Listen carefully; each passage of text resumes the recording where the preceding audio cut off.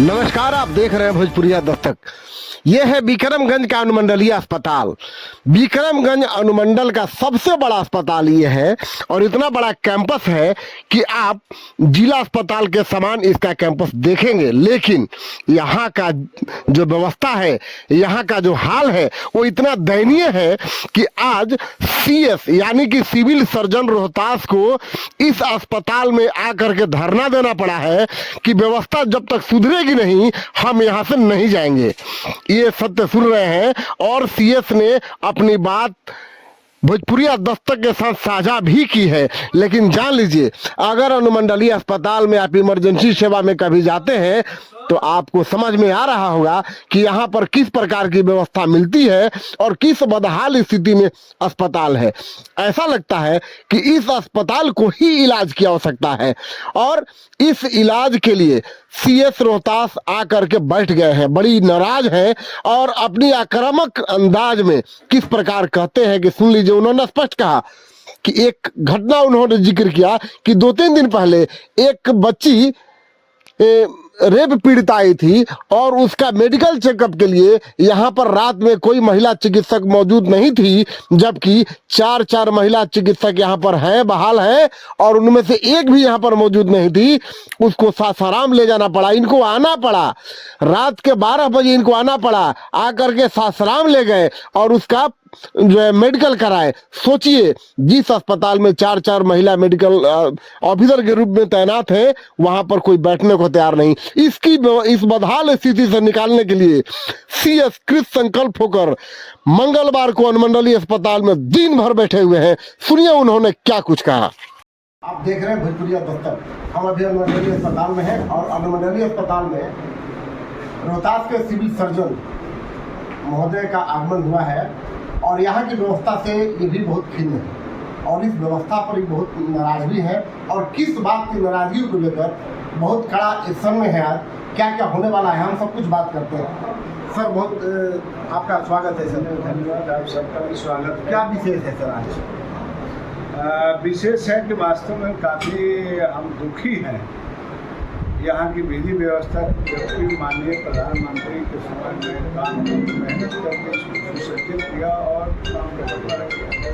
देखिए अभी जो स्थिति है, जैसे रिसेंट घटना मैं बता दूँ कि साथ 5 तारीख को एक लड़की का एक केस आया और उसमें उसको मेडिकल लीगल करने के लिए कोई भी महिला डॉक्टर नहीं थी।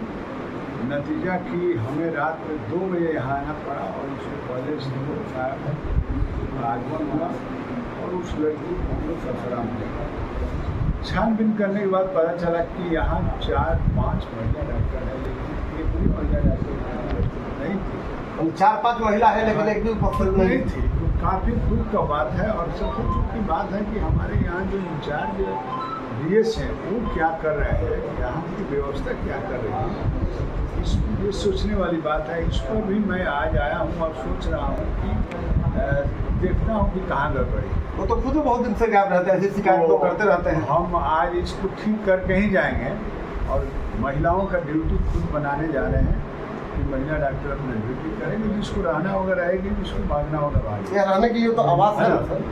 सारी की व्यवस्था को हम देख रहे हैं, जो बहुत दिनों से यहाँ की स्थिति चरमराई हुई है, आज देखकर ही जाएंगे और सुधारेंगे कि महिला डॉक्टर रहेगी, उसको रहना पड़ेगा और हमारे चिकित्सक को भी रहना पड़ेगा। दुख की बात और है कि यहाँ 4 मेडिकल अफसर MBBS और 2 आयुष के बावजूद यहाँ डेंटिस्ट इमरजेंसी कर रहे थे तो मैं रात में था।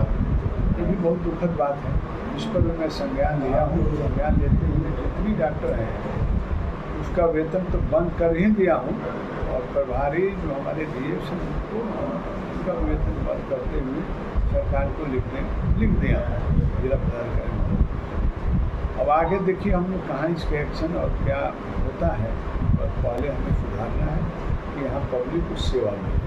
जब चिकित्सक भरपूर है, व्यवस्था भरपूर है, फिर ये डॉक्टर नहीं है, हमारे कर्मचारी मनमानी कर रहे हैं, कहाँ गलती है, किसकी गलती है, इसकी छानबीन में कर रहे हैं और आज इसका निदान करके ही जाऊँगा।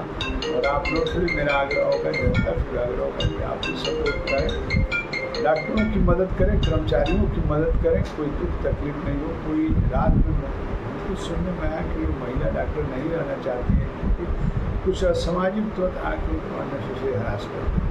मैं इस पर भी काम करूँगा घाट को, और आप लोगों से भी उम्मीद रखता हूँ कि किसी महिला डॉक्टर अभद्र व्यवहार नहीं करे, काम ले काम करे। ऐसी शिकायतें मिली है? मिली है, इसीलिए मैं आप लोग से आग्रह कर रहा हूँ, जनता से भी आग्रह करूँगा कि केवल ये भी आपके घर की बेटी रहूँगा, मदद करें, वो काम करें।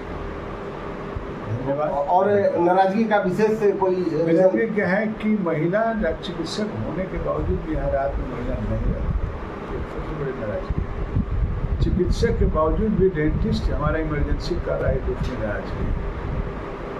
जो रोस्टर हमने देखा उसमें रोस्टर में देखा कि गलत हम हमारे घर से मैं रोस्टर बनवा रहा हूँ, सुधार कर दिया।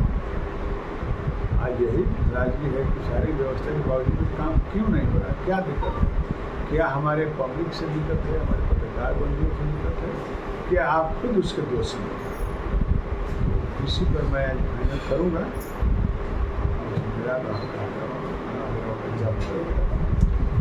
ये सीएस रोहतास इन्होंने स्पष्ट कहा कि व्यवस्था में जब तक बदलाव नहीं होगा हम यहीं पर जमे हुए हैं और व्यवस्था में बदलाव करके ही हम जाएंगे।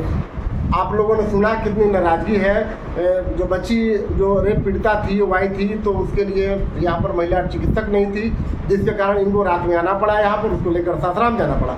ये काफ़ी बदहाल स्थिति है, इसको सुधार करने का इन्होंने संकल्प ले रखा है। देखते हैं कब तक सुधार हो पाता है और अनुमंडलीय अस्पताल विक्रम में कब तक अपने पूर्ण रूप में कार्यरत हो पाता है।